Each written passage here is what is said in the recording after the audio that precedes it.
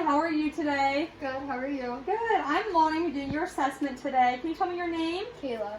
All right, Kayla. I'm going to start by sanitizing my hands. Can you tell me how old you are? 19. All right. And do you have any problems or any pain? Anything I should know about today? Mm-hmm. Okay. So our patient today, her name is Kayla. She's a 19-year-old Caucasian female. She has no pain or anything. She's just here for a checkup. Can you tell me how much you weigh? 132 pounds. And your height? 5'7". All right. I'm going to refer to my BMI chart to find her BMI. So her BMI is going to be 21, which is normal. Her dress, grooming, and hygiene are all appropriate. Her general appearance, or her general demeanor, is cooperative. Her thought pattern is relevant. Her speech is articulate, which are all good and normal. And her affect is animated. Kayla, can you tell me your full name? Kayla Nicole Wood. And where are you today? Lonnie's house. Why are you here today? For a general head to toe assessment. And can you tell me what day of the week it is? Monday. Okay, so she is alert and oriented times 4. Kayla, at the beginning of the assessment, I told you my name. Can you recall that for me? Lonnie. All right, and who was the president before Donald Trump? Obama. All right, so her remote and recent memory are both intact. Kayla, if I told you that an apple a day keeps the doctor away, how would you interpret that? Eating healthy means less doctor visits. Right, good. And if there was a blizzard or snowstorm and you were going outside, how would you dress yourself? Multiple layers. Okay, all right. So her abstract thinking and judgment are both intact. Kayla, now I'm going to take your vital signs. Okay. So first, I'm going to take your temperature. All right, so 97.7 is her temperature. Now I'm going to take her pulse. All right, can I please have your arm? Just rest it right here. All right.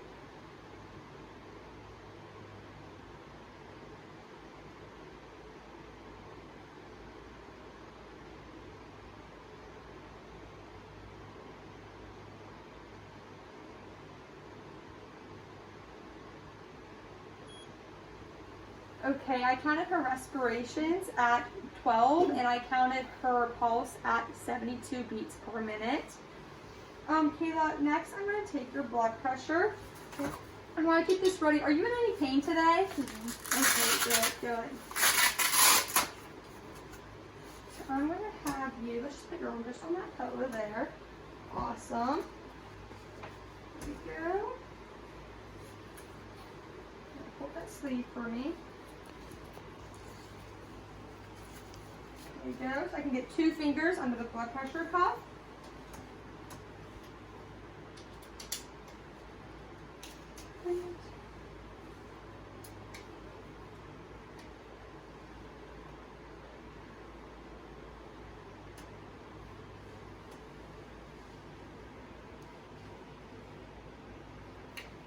Alright, so I'm going to get a little tight on your arm, okay? Mm-hmm.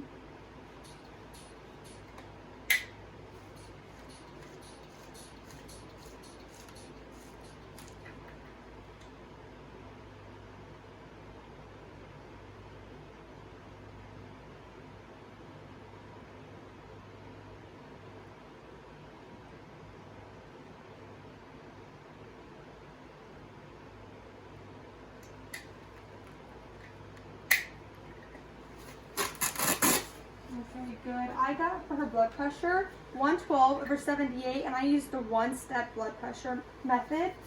The patient is in no pain, and at this point, I would generally use a pulse oximeter to take her pulse ox. So now I'm going to start the respiratory assessment by inspecting the anterior portion of the thorax. So I'm going to start by. So the temperature is warm, the texture is smooth. Let me see, there's no lesions from what I can see here. It looks like appropriate structure and shape. And the size is appropriate for her body size. Now I'm going to do skin turgor test, which I'm going to do that by pinching 1 inch of her skin right here. So quick pinch.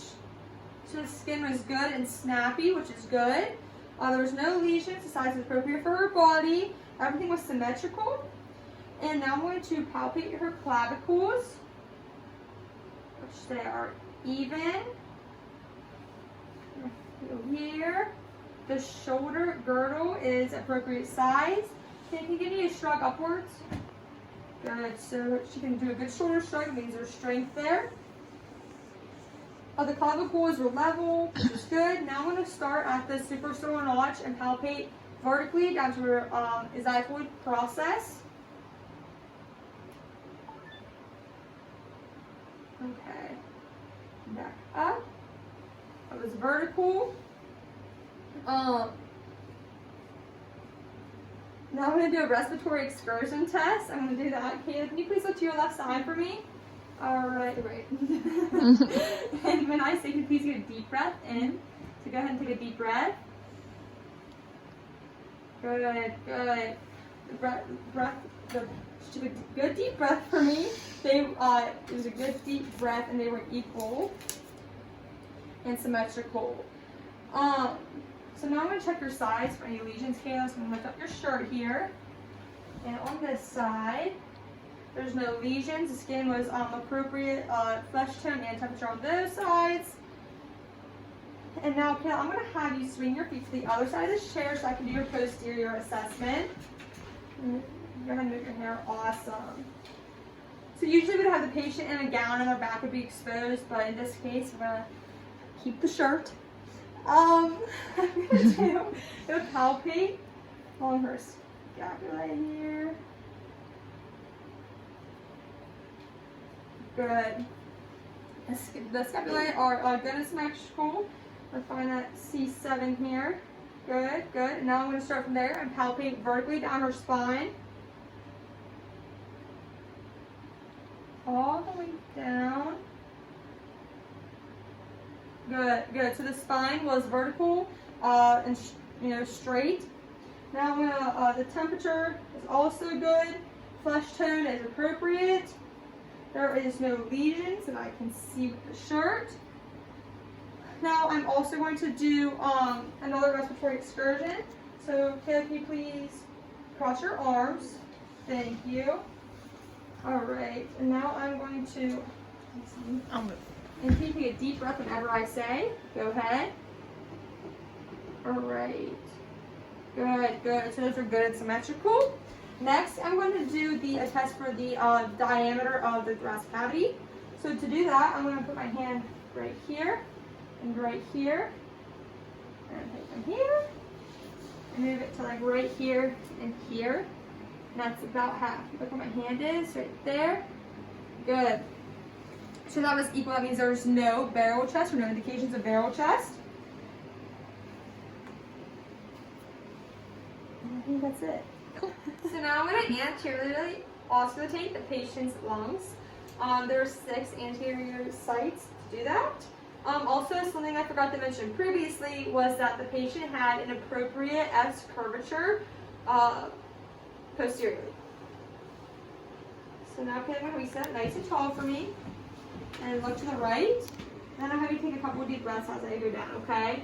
So I'm going to start 2 to 4 centimeters above her clavicles.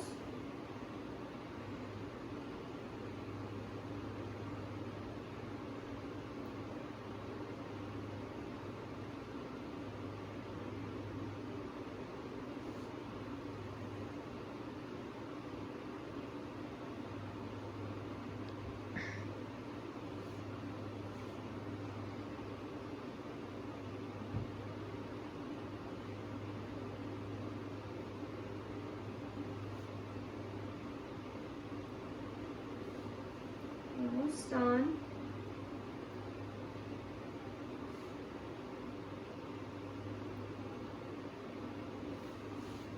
The last one.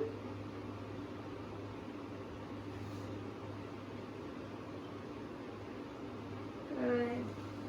So I stopped listening at the 6th rib. Okay, good. So the rate was good and consistent with her vital signs. The rhythm was regular. The depth of her breaths were deep as I asked her to take deep breaths. The effort was non-labored, and there was a negative use of accessory muscles, and there was no adventitious breath sounds. I heard vesicular breath sounds all the way through. Go. Now I'm going to auscultate the posterior side of the thorax. There are 7 auscultatory sites on the back. Can you bend your head down for me, please? Alright, good. So I found the C7. You can sit, put your head up now. Now I'm going to have the patient hug themselves. You can cross your arms, give yourself a hug. Now we're going to begin listening. Your hair, sorry. Okay. Good. Deep breaths for me.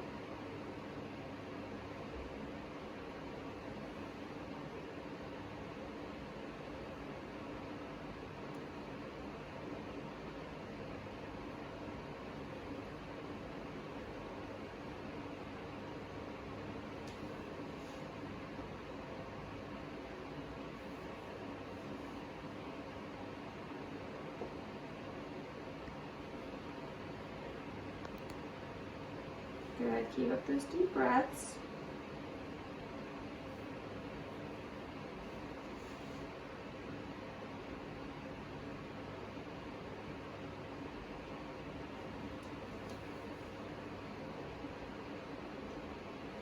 Last part.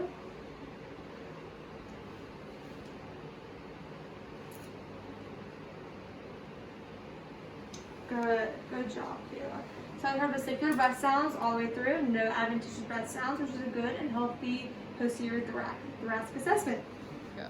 So now we have our patient Kayla laying on our examination table, and we're going to start her cardiac assessment. First by finding the suprasternal notch, the angle of the lead or sternal angle, the second rib, and the second intercostal space. The second intercostal space on the left side is the aortic. So I'm feeling for any pulsations or like heaves or lifts. I feel none. Now I'm checking for heaves with my hand. Now I'm going to go to the second intercostal space on the opposite side. Feeling for any pulsations with my 2 fingers. And any heaves with my hand. Good. I feel none. Now I'm going to go down to the third rib. There's Erb's point. I feel no pulsations. And no heaves or lifts. Now we're going to go down to the fourth rib. Right here. Feel no pulsations. The fourth rib is the tricuspid, the fourth rib and the fourth intercostal space. No heaves or lifts. I want to go down to, I'm going to go under here, sorry. You're okay. To the fifth intercostal space, which is the PMI at the apex of the heart, the fifth intercostal space mid-clavicularly, and I do feel a faint tapping, which is good. This is the mitral valve. Good, good. So, I felt the rate and rhythm were regular and consistent with vital signs. The intensity was a strong tapping. Diameter was appropriately sized. There was nothing lower or wider than it should have been. I felt no pulsations outside of the PMI. The duration was just a tap. It wasn't too long or too short, so that was the duration was also appropriate. So now I'm going to auscultate my patient's chest for her to listen to her heart sounds. I'm going to listen 3 times through. The first, I'll be listening for the appropriate relationship between the S1 and S2 heart sounds. The second time, I'll be going and listening for any high-pitched or extra heart sounds. And the third time through, I'll be using the bell of my stethoscope, listening for any low-pitched or extra heart sounds. So I'm going to start now. Looking for her sternal angle, the ankle of the lead. Second intercostal space, second rib, at the aorta. You take a deep breath in for me, and then exhale and hold your breath.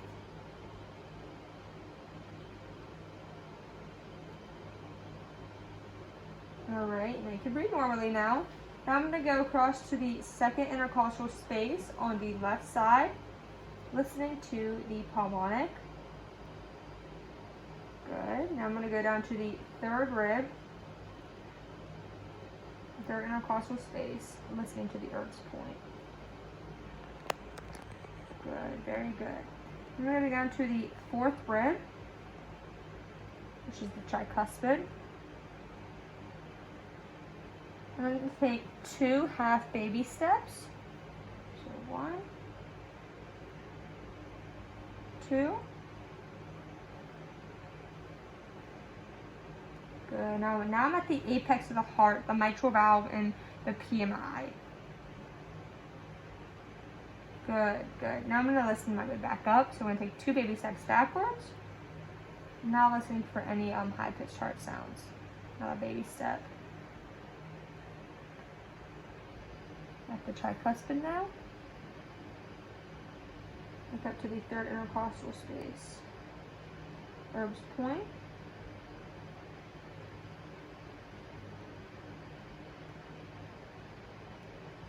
We'll do this.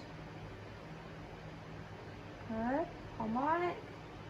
Back over to aortic. All good. Now I'm going to get up to the bell on my stethoscope. Like that. Now going all the way back through, listening for low-pitched heart sounds. Starting again. Second intercostal space, second rib. Pulmonic. Good. To the third intercostal space. Erb's point. Good. Fourth intercostal space, the tricuspid. Then again, those 2 baby steps. 1, 2. And the point of maximal intensity, the mitral valve. Good. So I heard no extra low-pitched or high-pitched heart sounds, which are good, which is very good and normal. I heard an appropriate relationship between the S1 and the S2 heart sounds, which was my first time listening through. And I heard the S2 was loudest at the aortic, and the S1 was loudest at the PMI. I'm sorry, the mitral valve. Now I'm going to be percussing my patient's chest to check for any signs of cardiomegaly or an enlarged heart. So I'm going to start again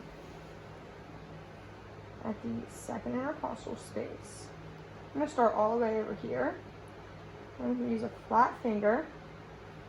I'm going to hit the first knuckle on my hand. Now that's the sound of resonance. I'm going to go over here. There we go. It's got some dullness there, which is normal. I'm going to go over here, right around the pulmonic. Good. I'm moving over a little farther. I have more resonant sounds, which is normal, so she's showing no signs of cardiomegaly. So, thank you, Kayla, for being my patient, and that ends our assessment.